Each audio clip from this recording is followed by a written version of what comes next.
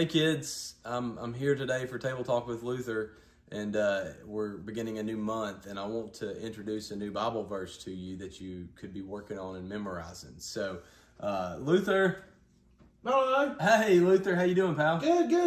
Good, man, good. Well, you've learned 2 Bible verses so far. Yep. You've learned. Do you know what they are? Yep. It's John 3:16 and Romans 8:5. 8:5. It's actually Romans 5:8. Ah, see, okay. You All got right. A little mixed up there. You got it backwards. Well, you probably drive on the wrong side of the road anyway, don't you? Yes, I do. Well, I'm only 13 though, so I can't drive. So yet. you can't drive. Right, Okay.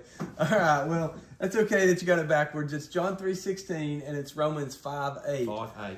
Good. Well, I want to stay in the book of Romans, and I want to give you another verse. This is in Romans chapter 10, and this is verse number 9. Romans 10:9, and it says, because if you confess with your mouth that Jesus is Lord and believe in your heart that God raised him from the dead, you will be saved. So let's think about that. What does it mean, Luther, if you confess with your mouth that Jesus is Lord? What's that mean? So I guess I got to say that I may have blamed things on the dog with my mouth. Well, you have to confess your sin, right? You admit that you're a sinner and you confess that you're a sinner, but then you also have to, with your mouth, you have to say that Jesus is Lord. Okay. You have to worship Jesus as the Lord of your life. You have to commit and publicly, verbally say that Jesus is Lord. But then it's not just enough to say it. You know, there's an old saying, you can't just talk the talk, you have to walk the walk. You ever say that? Yep. You ever... It's in Australia, it's talk the talkie and walk the walkabout. Talk the talkie and walk the walkabout. Yeah. That's pretty good, Luther.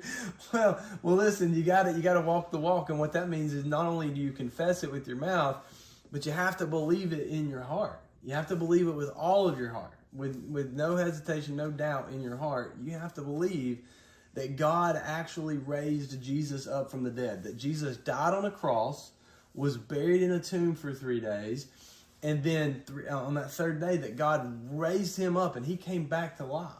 You have to believe that. And that's hard for us because the world thinks it's crazy. And the world doesn't believe it.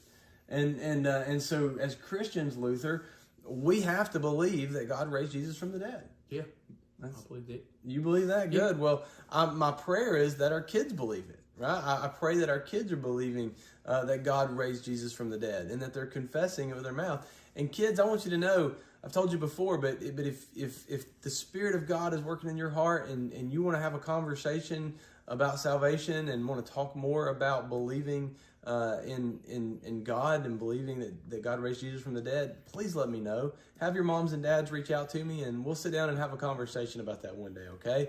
But I want you kids, I want you to memorize Romans 10:9. That's going to be our verse this month.